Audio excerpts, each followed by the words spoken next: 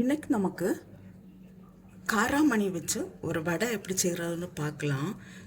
இது பிளாக் ஐ பீன்ஸ்ன்னு சொல்லுவாங்க.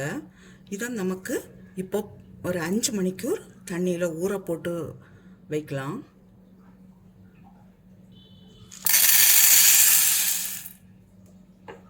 நான் இப்போ இதை க்ளீன் பண்ணிட்டு வரேன்.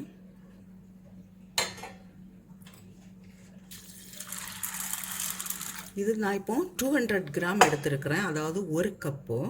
இது இப்போ ஒரு 5 மணிக்கூர் ஊறட்டும் தண்ணியில், அப்புறமா பார்க்கலாம். பயறு ஊற போட்டு 5 மணிக்கூர் ஆயிடுச்சு. இப்போ இந்த தண்ணியை வடிகட்டிட்டு இதை மிக்சியில் அரைச்செடுக்கலாம். இந்த வடை செய்கிறதுக்கு தேவையான பொருட்கள் என்னன்னு பார்க்கலாம்.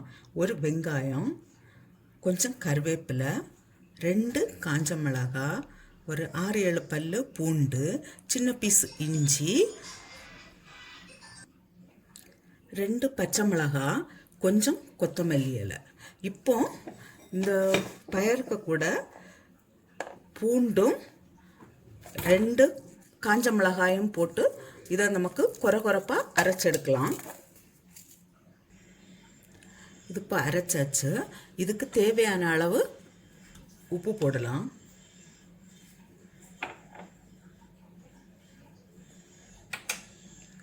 பொடியாக நறுக்கின கொத்தமல்லி, பச்சை மிளகாய், இஞ்சி, கருவேப்பிலை, வெங்காயம்.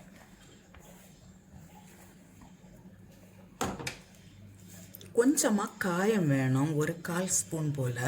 இது நம்ம பருப்பு வகைகளோ இல்லை பயறு வகைகளோ செய்யும்போது கொஞ்சம் காயம் நம்ம யூஸ் பண்ணால் நல்லது.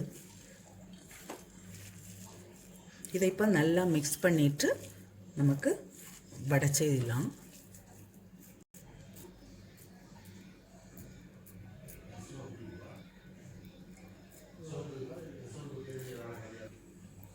இப்போ ஆயிலில் நமக்கு ஃப்ரை பண்ணி எடுக்கலாம். இது 2 சைடுமே நல்ல ப்ரௌன் கலர் வந்த உடனே நமக்கு இதை எடுத்துடலாம்.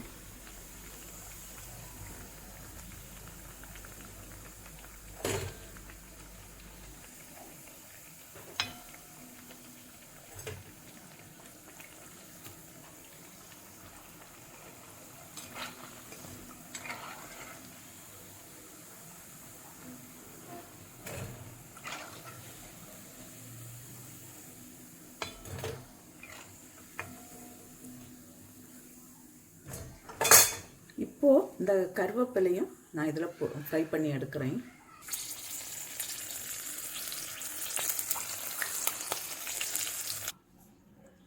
நல்ல மொறுமொருவான காராமணி வடை ரெடியாக இருக்குது. நீங்களும் இது போல் செய்து பாருங்கள். செய்து பார்த்து உங்களுடைய கருத்துக்களை தெரிவிங்க. உங்களுக்கு இந்த சமையல் பிடிச்சிருக்குன்னா சப்ஸ்கிரைப் பண்ணுங்கள்.